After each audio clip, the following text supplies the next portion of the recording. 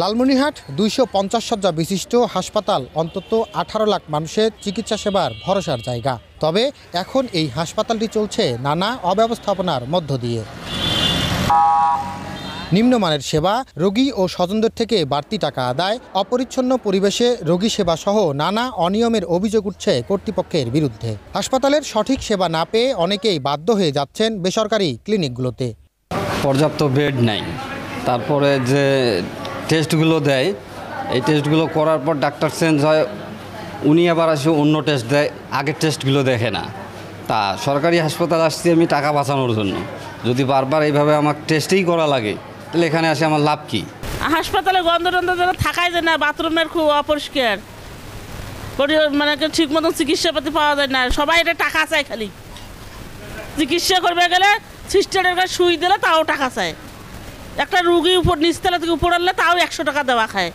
রুগীকে যে সিঁড়ি করে যে গাড়িতে হুইল চেয়ারে নিয়ে আসা লাগে, সেই চেয়ারে নিয়ে আসার জন্য নিয়ে আমরা উঠাইছি, এখন নামার জন্য ওরা টাকা চাচ্ছে, নামাই দিতে হচ্ছে, ওরা টাকা চাচ্ছে। এখানকে হাসপাতালে প্রায় আমরা 5 দিন থেকে আছি। এখানে ফোন চুরির একটা আশঙ্কা আছে, তারপর পরিষ্কার পরিচ্ছন্ন নাই, রুগীরা ভালো মতন শুইতে পারে না।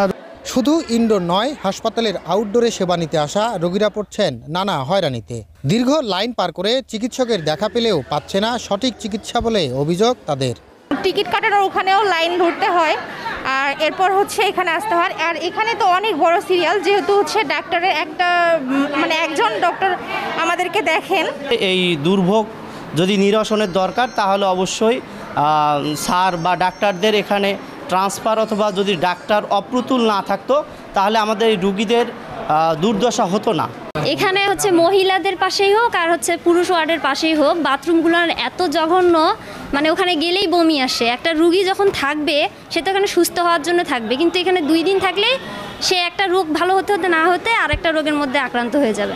তবে জনবল সংকটের অজুহাত দেখিয়ে দায়সারা বক্তব্য হাসপাতাল কর্তৃপক্ষের। তত্ত্বাবধায়ক বলছেন, অনিয়মের অভিযোগ পেলে নেওয়া হবে ব্যবস্থা।